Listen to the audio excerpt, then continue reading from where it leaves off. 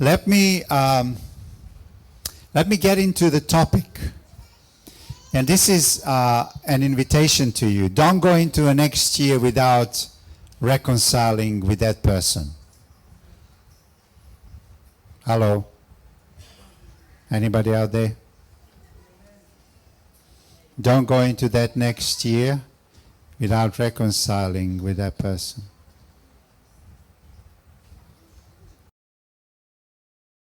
It won't work. How do you know? You're God, so you know it won't work? Just call them. And it's not up to you. That's what we are going to talk about today. Reconciliation made possible. Most objections to our faith, to Christianity, is not theological, but it's rather personal. Very often people would find a reason and be logical, why is it that they don't believe? But really, deep down, they are hurting. And something went somewhere in the past in their lives where they became bitter and angry with people and with God. And now they found a reason. But really, it's deep personal issues that haven't been resolved. It's not so much theology.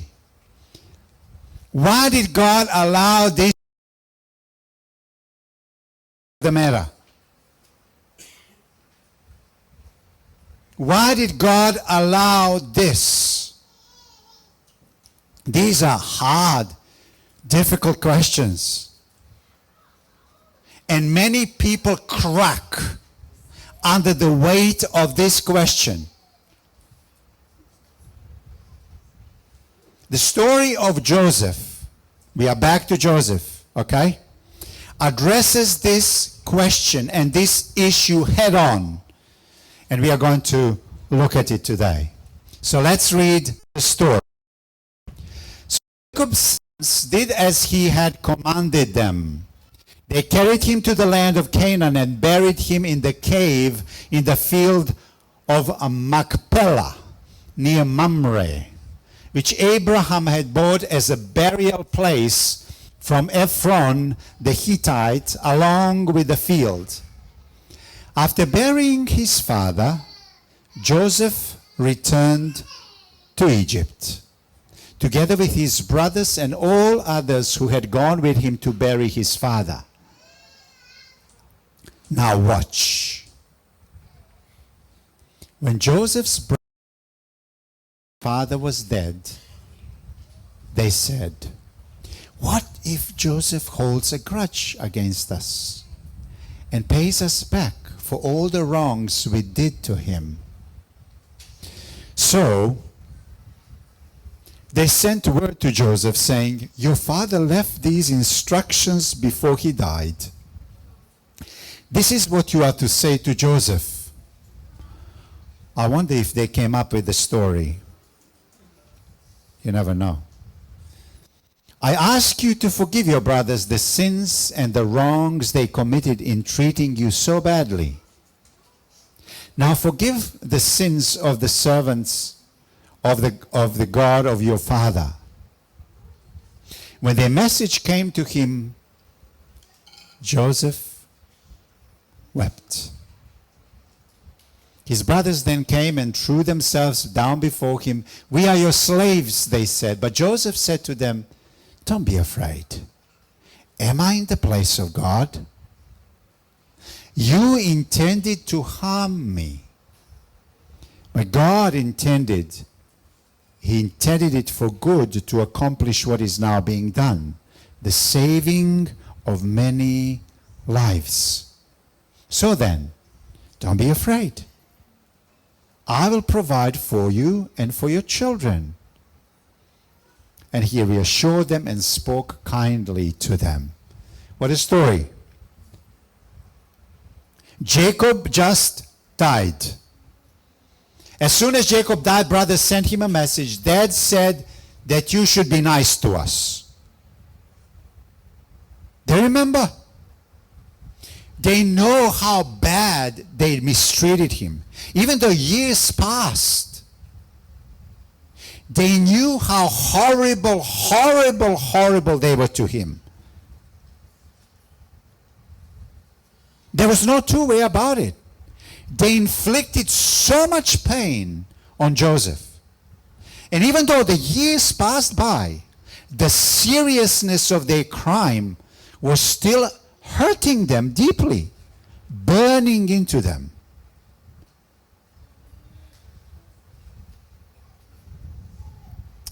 And the Bible says that Joseph wept. You wonder why? Why did he weep? Why did Joseph weep? This is not the first time he weeps. He wept when he met them for the first time, remember? And this is now years after. It says that he was weeping. It seems to me that Joseph was suki, eh? He was softy. He could cry easily. There are people who can't cry easily, but there are people who can just cry. Yeah? Joseph was one of those. Kind of, he was in touch with his feelings, if you will. You see, forgiveness already took place between him and his brothers. It already happened. But it takes time for trust to be reestablished. Do you observe that? Forgiveness takes place, but the trust lags behind. And rightly so. Takes time for that to develop. Reconciliation was still not fully complete. So there are three things we are going to talk about today. Number one, Joseph leaves it to God to be judge.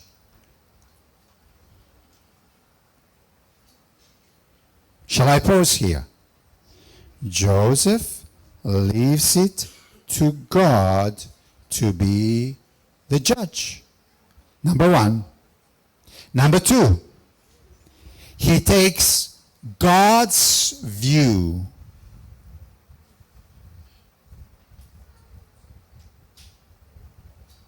You see, we can have certain kind of thinking, but we are invited to take God's view. Yeah? And number three, he also mirrors God's love. Okay. So number one, leaves it for God to judge. This statement is so important. Take photo of it. But you know it also. See what he said to his brothers. When they came to him still in trepidation, that now the father is gone, Joseph is going to show a different face. And now he is going to inflict a revenge upon us. Kind of, they're still in fear. But then Joseph resolutely says this, am I in the place of God? What does that mean? What does it mean when Joseph says, am I in the place of God? There are a number of meanings we need to explore. What does it mean when Joseph says, am I God? Am I in the place of God? I don't want to be in the place of God. God is God, and God sits on his throne, and I can never do that. You see, people, often you and I have to say to ourselves, get out of God's seat. That's not your place. That's his place. In which way, I'm asking you, do we put ourselves in the place of God or in God's seat?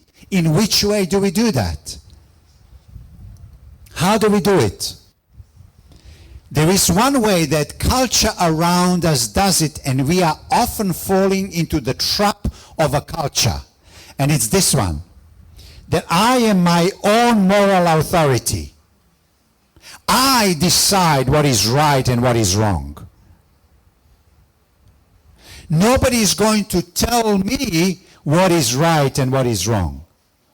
I am my own moral authority. Don't tell me what to do.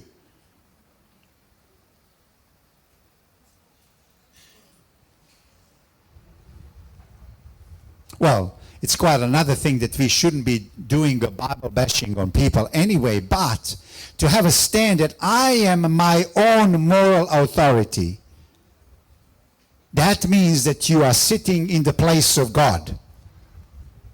You see, God gave Adam and Eve only one command. You can do anything you want, but don't eat from this tree. Imagine that command. You can do whatever you want, but stay away from taking of this fruit and eating it. Everything else. And even that one single thing, they couldn't resist. The serpent said, eat from the tree in the middle of the and be as God. What did he mean by that? What did devil mean by that? If you decide what is right and wrong for you rather than following God's word, you are actually putting yourself in the place of God. God says, don't eat of this fruit. That's his command. And I say, who are you to tell me that?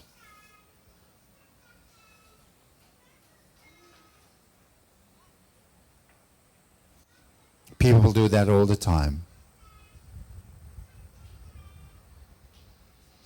So the serpent was right. When we decide for ourselves what is right or wrong, we put ourselves in the place of God. We have become a little more subtle on this. Let me show you. I can accept when the Bible says this, but I can't accept when the Bible says that. What? That's very often the attitude of people. There is some things that I can't swallow. It doesn't agree with me.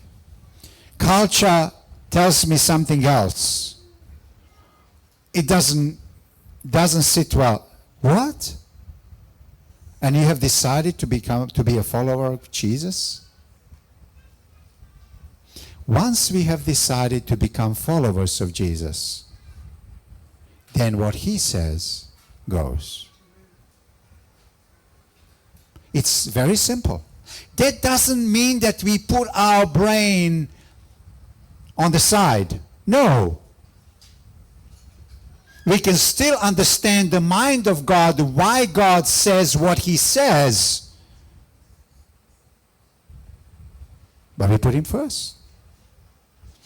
We can decide what is right and wrong in the Bible rather than letting the Bible decide what is right and wrong.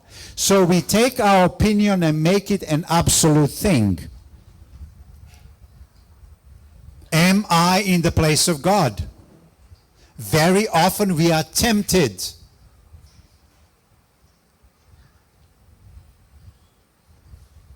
By saying that we have that moral authority.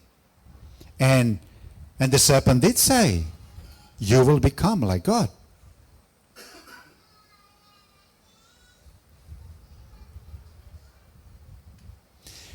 Number two thing where we are often in danger sitting in the seat of God, where Joseph said, am I in the place of God? Another thing is this. We occupy God's chair to let people look at us to meet their deepest needs. Please look at this. Do you remember the event where Naaman, a Syrian, a general of the army of Assyria, was struck by leprosy? And he hears about the prophet in Israel heal people. So he goes to that place. So Naaman the Syrian general brings his wagon filled with gold and silver and goes to the king of Israel and says, I would like my healing, please. He goes to the king. And do you remember what the king said? Do you remember what he said? The king of Israel tears his clothes and says, am I God?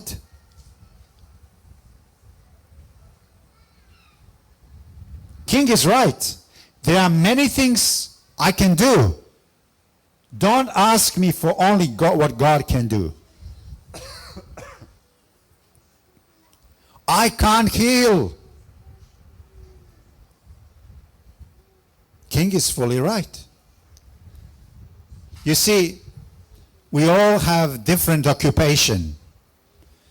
Some of us plumbers, doctors, teachers, engineers, electricians, politicians, pastors, counselors, all of these are trying to help people. Is that true? But can I say, all our problems have physical, social, psychological, emotional, educational components to it. But at some point, we all need to tear our clothes and say, don't look at me. For what only God can do. Pastors can't do it. Counselors can't do it. Plumbers can't do it. Psychologists can't do it. There comes a point when nobody can do it. Your mother cannot do it. Your husband cannot do it. It's just out of their league. It's too much. At a certain point, all of us need to tear our clothes and say, am I God? Only God can do that. Do not let people have an expectation of you that you can meet their deepest needs, because you can't. Parents, you can't be God to your children. You can't. When you have done what you could have done the best, there comes a point where you say, hey, I can't do that. But your Heavenly Father can. You would have observed by now that this is so true. You've done what you've done. Am I in the place of God?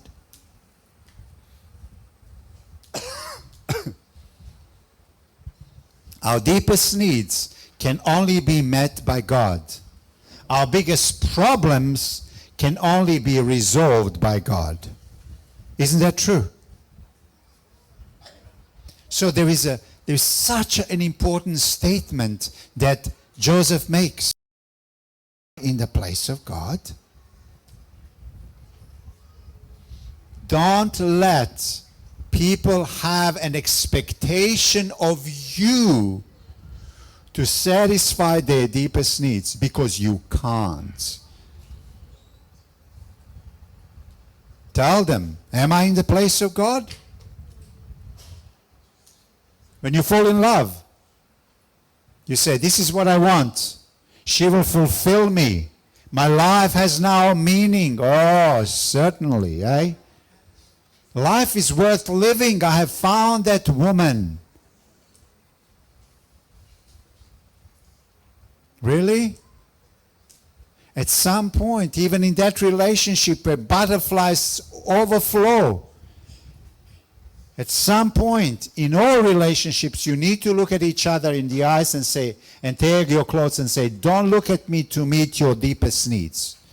Your boyfriend can't do it. Your girlfriend can't do it. Saying that sons, you know that?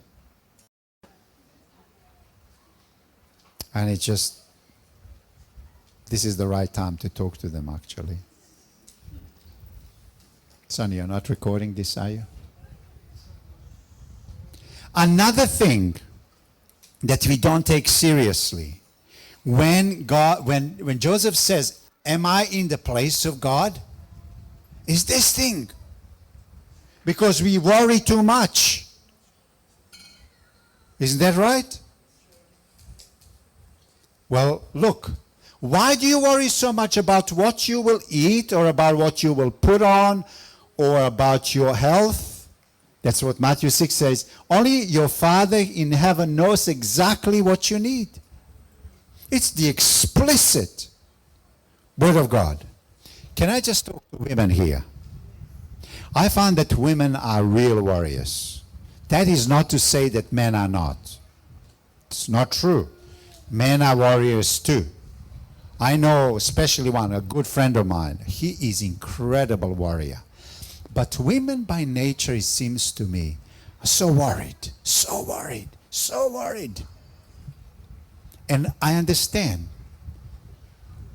There is this family, and they will not be mothers or woman of a family unless she is so taking care of that family. And somehow it has to be that you have to worry. And you have to take things into your own hands all the time. And you have to control everything. Women, be very careful. You can't be in the place of God. I didn't hear any amen from women. Good. Thank you. It's true. Do not worry too much. Are you in the place of God?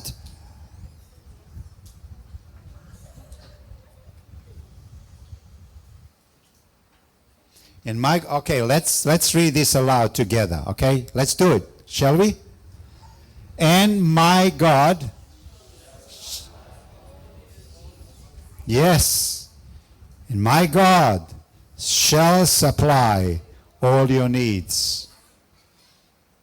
And only your Father in heaven has the ultimate power to give you what you need.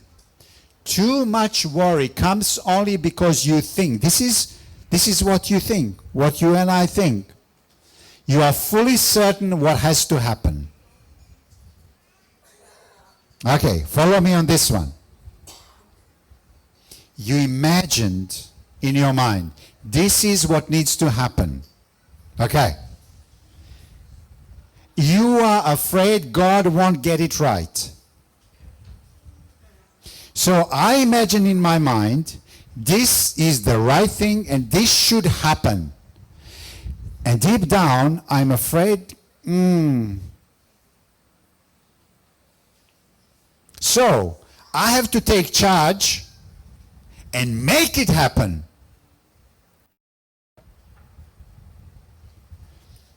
And then you are worried that it won't happen. I better take things into my own hands. What is the right attitude then? I'd like this to happen. That's the right attitude. That is not to say that you shouldn't plan, that you shouldn't think, you shouldn't imagine, you shouldn't anticipate. That's all right. That's all good, that you shouldn't work towards it. I'd like this to happen. I think this would be really good. I wish that would happen. I will work on it. But I don't know what's the best. I don't fully know. Allow things to change. Don't just take things into your own hands, being God, and it must happen this way and no other way. Are you in the place of God? Can God sometimes surprise you and show you a better way? Do you think that your way is the only way?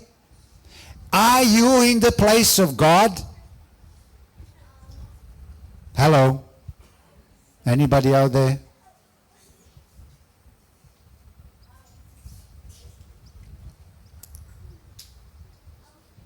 The more we say this, the more we get out of God's chair. And we need to do it. We need to do it. Another one, am I in the place of God? And this relates so much to Joseph's story, and that is keeping grudge instead of forgiving. Please forgive us, brothers say. And Joseph answers, of course. I have forgiven you. Am I in the place of God? God forgave me, and I forgive you. That just goes hand in hand. There's no other way. There's no other way. What is the implication of this? Every person who holds grudge or onto their anger or stays resentful is sitting in God's seat.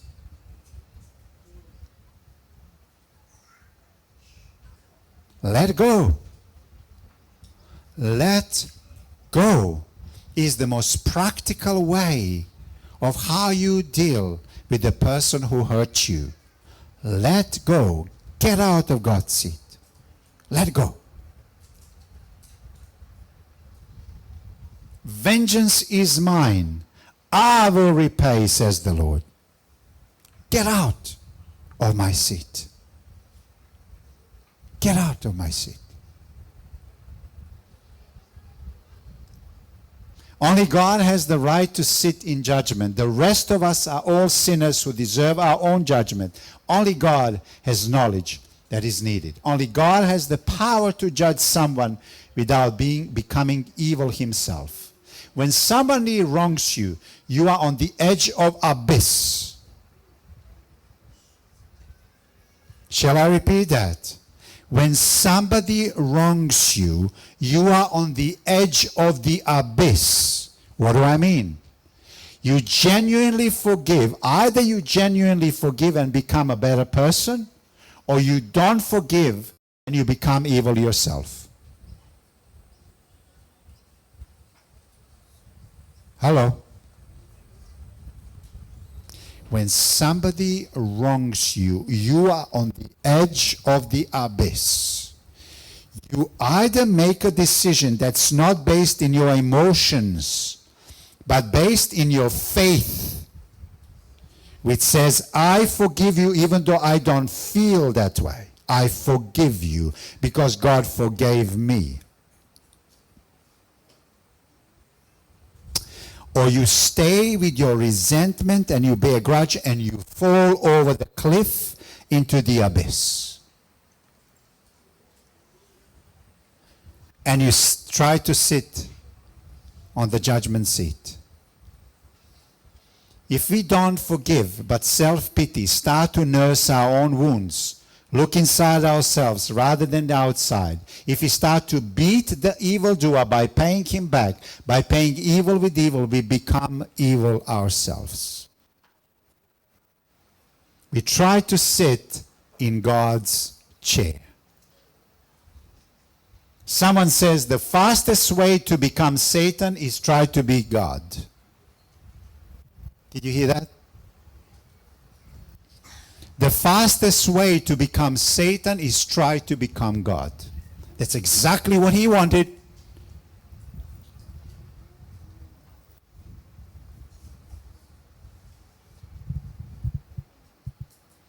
But if you refuse to be God or in the place of God, to be your own moral authority, to worry so much, to let people look at you for their deepest needs, to stay in judgment over people, it's the fastest way to become godly, happy, and wise.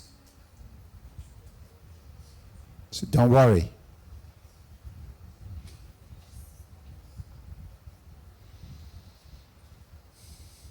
Number two, I want you to see that Joseph takes God's view. Look what he said. You hurt me. You wronged me. He's not pushing it under the rug. He says, I know what happened. I felt it. It was terrible what you did to me. He's not diminishing the gravity of what I did to him. You hurt me. You wronged me. You meant... But look what he said in the second part. But God meant it for good. What does that mean? How do you look at difficulties of your life? I want you to look at this very carefully. Please stay with me. We are not too far from the end. So please look at it very carefully. When difficulties of life come, you could have two approaches. You can have a low view of it, or valley view, or you can have a mountain view or high view of it. Let me explain. You hurt me, you meant it for evil.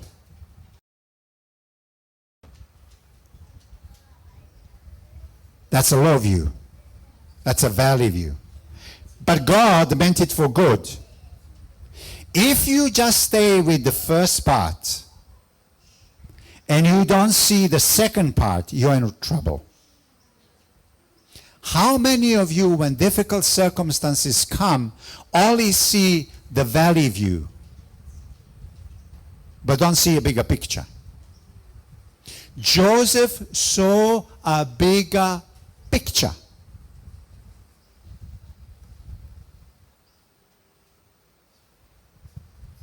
How did he see a bigger picture while they are trying to fix this? How did he see a bigger picture? Hey? He looked beyond disappointments. When he was in difficult times, he relied on God, and by faith, he saw and believed that God is going to resolve it. It's like standing on a mountain and seeing the end from the beginning.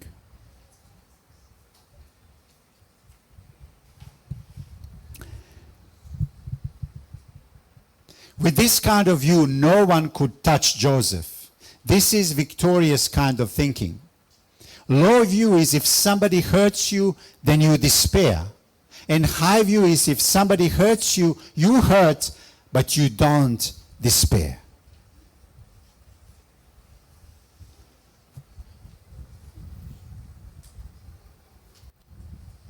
It's not easy to do it, but it is the only way if you want to be victorious to do it. To say, they meant it for evil, but God meant it for good. To see and say that, especially when you are in the middle of a difficulty, is the way to go about it. It will require patience and long suffering, but that is the only way. Joseph also reflects God's love. So then, don't be afraid. I will provide for you and for your children. Wow.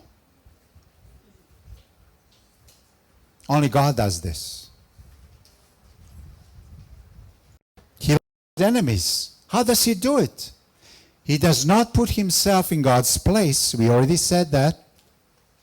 And he takes God's view. God is always at work for good. No one can touch me. He knows deep down that God gives him unmerited grace, and now he gives unmerited grace to his brothers. Wow. How special is this? He takes God's view. He does not rely on his default nature. I will not only provide for you, but I will provide also for your children. Wow. He was betrayed by his brothers. He suffered because of his brothers. He drank the cup that God gave him to drink. Who does he remind you of? Exactly right. Jesus was betrayed. He suffered from his closest ones, and he drank the cup that God gave him to drink.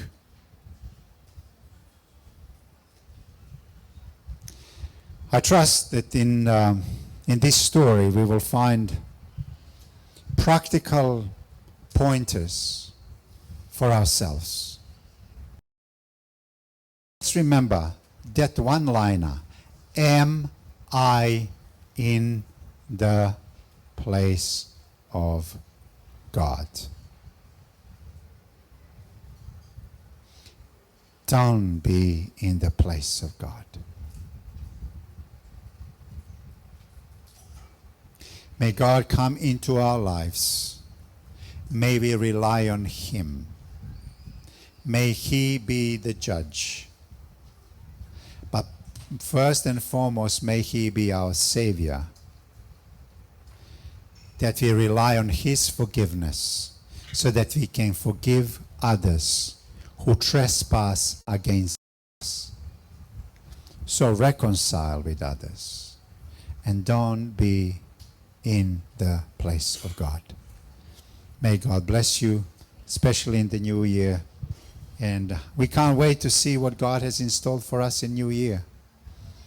And I don't want to be in His seat to know exactly how next year is going to play out. It's okay.